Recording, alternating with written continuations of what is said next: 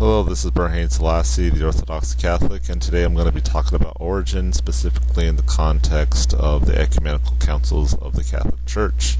Now, Origen was a 3rd century theologian. His heresies were included the fact that he believed souls could have pre-existed conception, which was a view that some held in those days, and another was that hell would eventually burn out and everybody in hell, including the demons and the devil, could theoretically return to heaven as part of this grand restoration of all things. Now, a lot of people in the 20th and 21st century have praised Origen and his commentaries and his works, including the Second Ecumenical Council, that cites him a few times, not to imply that it ever approved of his doctrines.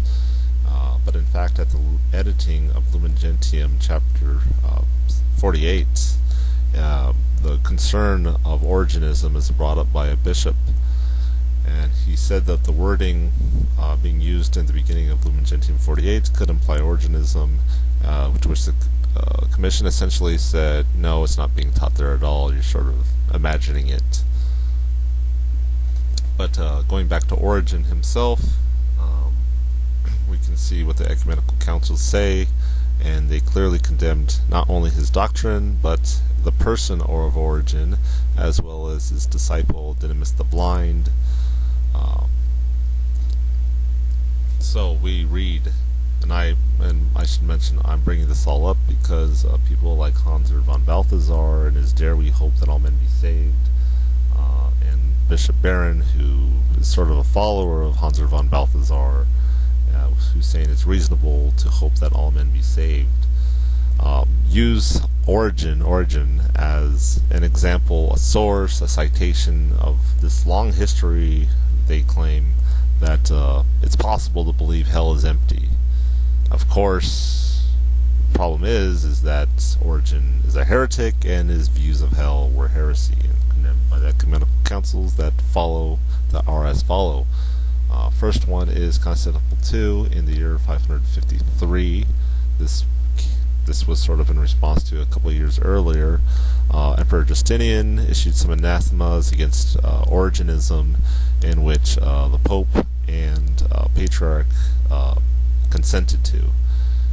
Then again, at this ecumenical council, it says, quote, in Canon 11, if anyone does not anathematize Arius, Eunomius, Macedonius, Apollinarius, Nestorius, Eutyches, and Origen, as well as their heretical books and all the other heretics who have already been condemned and anathematized by the Holy Catholic and Apostolic Church and the 4 synods, so on, and who persist in their death, let him be anathema. And then the next council, Constantinople III in 680 through 681, reaffirms this, saying the 5th synod, the latest of them, which was gathered here against Theodorus Mopsuestia, Origen, Didymus, and Evagrius. So it's saying they gathered against Origen and Didymus the Blind. Next one is Nicaea II in 787 in its definition, reaffirming the 5th Ecumenical Council's judgment. It says, we reject along with Servius Peter and the interconnected band with their many blasphemies, in whose company we anathematize the mythical speculations of Origen, Evagrius, and Didymus, as did the 5th Synod that assembled at Constantinople. And that was the last council that both East and West, that is the Eastern Orthodox Communion and those in communion with the Bishop of Rome, the Pope, agreed to.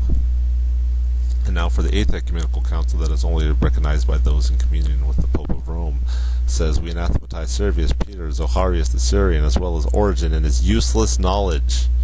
And then it includes Didymus and others, and it says they were ensnared in the same pit of damnation. This is Constantinople IV in 869 in its definition. Then finally, the Council of Basil Ferrara of Florence, or simply the Council of Florence, in its bull of union with the Copts, and that is session 11 of the council, which took place on February 4th, 1442, states that it also embraces, approves, and accepts the Fifth Holy Synod, the Second Council of Constantinople, which was held in the time of our predecessor, Most Blessed Vigilius and Emperor Justinian. In it, the definition of the Sacred Council of Chalcedon about the two natures and one person of Christ was renewed, and many of the errors of Origen and his followers, especially about the penitence and liberation of demons and other condemned beings, were refuted and condemned. As we can see, Origen was personally anathematized by the Church, as well as his doctrines and his pupils. Even further, we see that Constantinople IV refers to him as having, quote, useless knowledge, unquote, and Nicaea II to his mythical speculations. Now, a thing to consider is Origen lived around the year 250 in the 3rd century, but it took the Church 3 centuries until the 6th century to formally condemn him as a heretic by an ecumenical council. Before then, some recognized him as a heretic already.